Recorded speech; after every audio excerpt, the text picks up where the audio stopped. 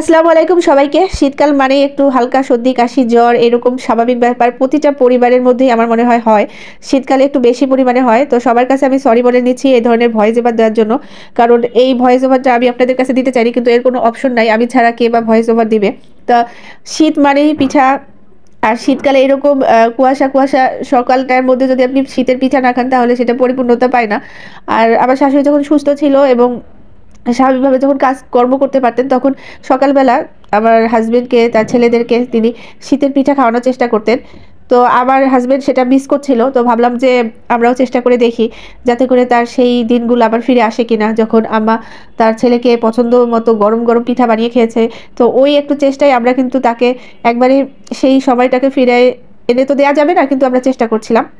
তো আবার পিঠা বানানো সবসময় একবার পারফেক্ট করার চেষ্টা করে, আর পারফেক্ট করার জন্য তিনি কিছু স্পেশাল কাজ করে, সেগুলো আপনারা দেখতেই পাচ্ছেন। আর আমিও পিঠা বানাতে পারি, কিন্তু আমার কাছে মনে হয় দক্ষ হাতে পিঠাটা বেশি ভালো হয়। আর আমিও পরিপূর্ণভাবে এখনো সুস্থ না, আর মানসিকভাবেও তো নই। তো ভাবলাম যে আমার দ্বারা এত পারফেক্টভাবে হবেও না। আর যেহেতু আপনাদের ভাইয়ার একটু ইচ্ছা করে শীতকালে পিঠা টিঠা খাইতে, আর তারও মন মানসিকতার একটা ব্যাপার, খুবই মানে ডাউনে যাচ্ছে সে। তো ভাবলাম যে একটু চাঙ্গা করার জন্য, তাকে রিফ্রেশ করার জন্য, তার পছন্দের কিছু খাবার যদি সামনে থাকে তাহলেও কিছুটা হলেও সে রিফ্রেশ হবে।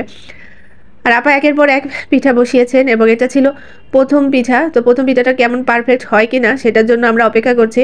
কারণ আজকের চালটা মানে পাটায় বেটে করা, ওইরকম সবাই হচ্ছিল না যে চালটা গুঁড়ি করে নিয়ে আসা হবে। তো অল্প করে সে বেটে আজকে রান্না করবে, মানে পিঠাটা বানাবে, সরি।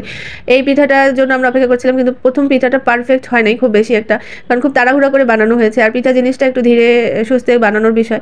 আর যেহেতু আমরা এখন ওইরকম সময় পাচ্ছি না, বিভিন্ন গেস্ট টেস্ট আসতেছে, তাদের সাথেও কথা বলতে হয়, তারাও আমাদের সাথে কথা বলতে আসে। তো আপা খুব তাড়াহুড়া করে বানাচ্ছিল। প্রথম পিঠাটা খুব একটা পারফেক্ট না হলো, অন্যান্য পিঠাগুলো বেশ ভালোই হয়েছিল। তো আমি প্রথম পিঠাটাই খেয়েছিলাম। আর আবার যত পিঠাই যতবারই বানিয়েছে এই বাসায়, ততবারই প্রথম পিঠাটাই আগে আমাকে কেন যেন খাওয়াই, বলে যে আপনি যদি খান, খেয়ে যদি আমাকে পারফেক্ট একটা রিভিউ দেন তাহলে আমার খুব স্যাটিসফাই আমি পাই এবং কাজ করতে খুব সহজ হয়।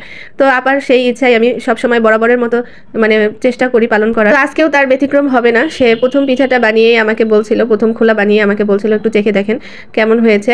আর এদিকে আপনাদের সাথে শেয়ার করছি, আপনাদের ভাইয়ার এক পরিচিত ফ্রেন্ড, সে ভিয়েতনাম ঘুরতে গিয়েছিল। তো আমরা তো বাংলাদেশে, সে খুব ভালো করে জানে। আর শীতের কিছু প্রোডাক্ট তিনি আমাদেরকে গিফট পাঠিয়েছেন। তিনি বাংলাদেশে থাকলেও তিনি আমাদের এলাকায় না, ঢাকায় থাকেন। পরে সেটা কুরিয়ার করে আমাদের কাছে পাঠান। Thank you. শীতের জন্য এই ধরনের ময়শ্চারাইজার খুবই ইম্পর্টেন্ট ছিল, যেটা তিনি পাঠিয়েছেন, আমাদের জন্য অনেক বেশি হেল্প হলো। তো এদিকে আপনারা দেখতে পাচ্ছেন শীত মানে ভালোই শীত পড়েছে এবং কুয়াশা। সকালবেলা এখন ছাদে উঠলে দেখা যাচ্ছে যে আমাদের যে চেয়ারগুলো থাকে ওই চেয়ারগুলো ভিজে এরকম থাকে, আর রাত্রে উঠানো হয় না, অনেক সময় আলসেমি হয়ে যায়, চেয়ারগুলোকে সরিয়ে ফেলানো হয় না, আর এইভাবে ভিজে থাকে আর বসা যায় না সকালবেলা। আর সকাল সকাল উঠেই আমার মেন কাজ হচ্ছে পুরো বাগানটা, ছাদ বাগানটা আমার একটু ঘুরে দেখতে হবে। একদম প্রতিটা গাছ খুঁটে খুঁটে আমার না দেখলে একদমই ভালো লাগে না। তারপরে আমি চেক করার পরে যখন দেখি যে কোনো গাছে কোনো কিছু করার দরকার আছে কিনা, তারপরে আমি অন্য কাজে হাত দিই ওই কাজটার পরে।